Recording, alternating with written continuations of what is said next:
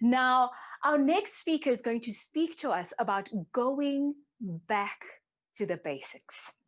Often, as human beings, we really do complicate a lot of things in life, but he believes that if you want to enhance performance, if you want to have continuous improvement and ultimately success, you have to go back to the basics. And he borrows from the lessons of the wilds of Africa. Do remember, these are our SA's best speakers, SA's standing for South Africa's best speakers. I hand you over to Quinton Coetzee.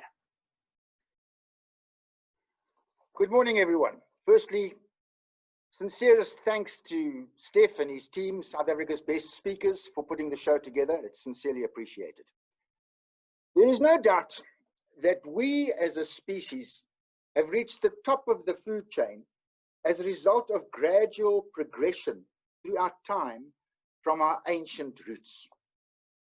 Everything that we do today is based on the instincts that we have towards an indomitable will to survive at all costs, to achieve those endeavors that we set out to do, and to do this with continuous improvement all the way. And it's for this reason that I, as a biologist, a business person, and a speaker, look to those natural instincts that drive success amongst living things on this planet. I have a presentation entitled Back to Basics, Thriving in Tough Times, where we look at the ways in which the San tribe practice business principles. And I start off by demonstrating the astonishing uses of a baobab tree to the audience. They are many and varied. And the audience eventually asks, well, what's the point?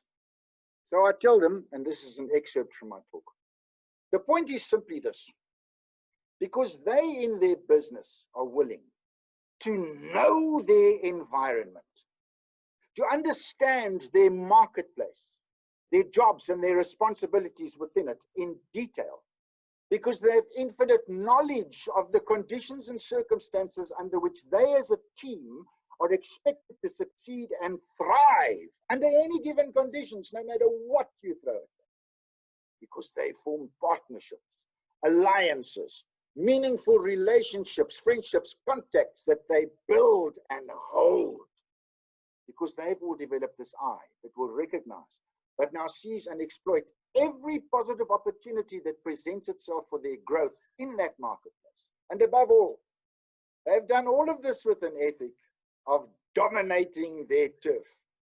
Well, that's the only reason why this company's remained masters of their marketplace for 30,000 years. And it's one of the reasons why we shot to the roof and find ourselves behind computers right now, watching this show. Here's another excerpt from the same talk. The same people have an absolute obsession with training, skill development, mentorship, tuition, and the resultant growth of their business. They say, how can we run a successful business here when the new people on our teams don't know their jobs? So they teach them. For example, when these hunters return having slain a warthog, the first thing they do is they call the new members. He makes a classroom right there on that bare spot of earth, and he says to them, let the training begin. He says to them, let me tell you now, as members of this team, exactly what it is that we actually do for a living in this business of ours. Let me show you what it is that makes us so very successful in that big marketplace out there. So let me teach you, he says, the skills that you must learn, you must develop, you must ultimately master if you ever want to be a true champion at this game that you're in. He says to them, this is our business. And I want you here and now to touch him, to feel him, to taste him, to smell him. This is where he lives, how he runs, where he hides, what he feeds on. These are the dangers involved in our business. Just feel how sharp those small tusks are. He says to them, if you don't know who this is, you don't know who we are actually dealing with out there. If you don't know where to go and look for him, how to hunt him down, how to corner him and then bring him back home. Oh, you can hunt and hunt hard for weeks or months or a year. It means nothing until you've brought him back home. That is profit. And that's only the theoretical training. Practical training, the hunters go to great lengths to bring back these little ostrich chicks for the kids. They say, play with him. Spend your days and nights with him. Get in his head, know how his mind works. You must know every single bump, feather, and color on his body. Because if you don't understand the detail, I said, the detail of what it is that makes us successful in this business, then you're incapable of ever delivering excellence on this team. I have another presentation which is entitled Head, Heart, and Guts. And this looks at the habits of 7 amazing animals on the African continent. And when I ask people what animal they think would most epitomize head, heart, and guts, they're often surprised when I say it's the jackal, the wiliest, wisest creature on this continent.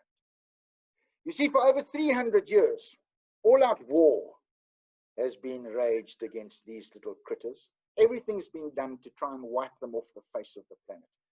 They've been poisoned, shot, burned, hunted with dogs. Couldn't get rid of them. Our government got involved. These animals were up in a war against our government, where the government subsidized fencing and poisons and groups with dogs, oranje jag, to try and get rid of them. Couldn't get rid of them. And this in itself is interesting because millions of dollars in rand terms have been spent trying to eradicate jackals, where today millions of dollars are being spent to try and save charismatic animals like giant pandas or tigers or rhinos for that matter. You see, jackals have the head to know what they must do in order to succeed, thrive, and prosper. They've got the heart to develop the relationships and interrelationships to achieve those goals. And they've got the guts to go over, under, through, or around any obstacle that might stand in their way. Jackals have been found living in their bush with their bottom jaw shot off, and yet they survive. Jackals have been found in the bush half blind by poison bombs. They continue to thrive. They've even been found living on 3 legs, having chewed off a leg that was caught in a trap, something which some of our members in the audience might relate to after a terrible error of judgment on the drunken night before.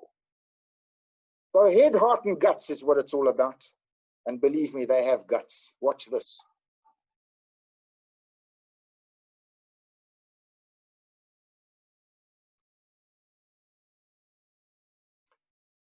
I'm told that my presentations are entertaining, but at the same time, there's a raw, relevant truth about business efficiency, business skills, and continuous improvement, the drive to deliver at all costs. Some of the aspects which I cover would be like recognizing and exploiting opportunities, innovation, resourcefulness, problem solving, adapting to change, effective communication. Teamwork is a big one. Strategy, time management, care and knowledge of equipment, competitors, staying focused. These are the aspects that have driven us instinctively over time. Should you feel that I could be of any value to your next conference or seminar, please don't hesitate to contact South Africa's best speakers or Steph, and I'd be happy to oblige.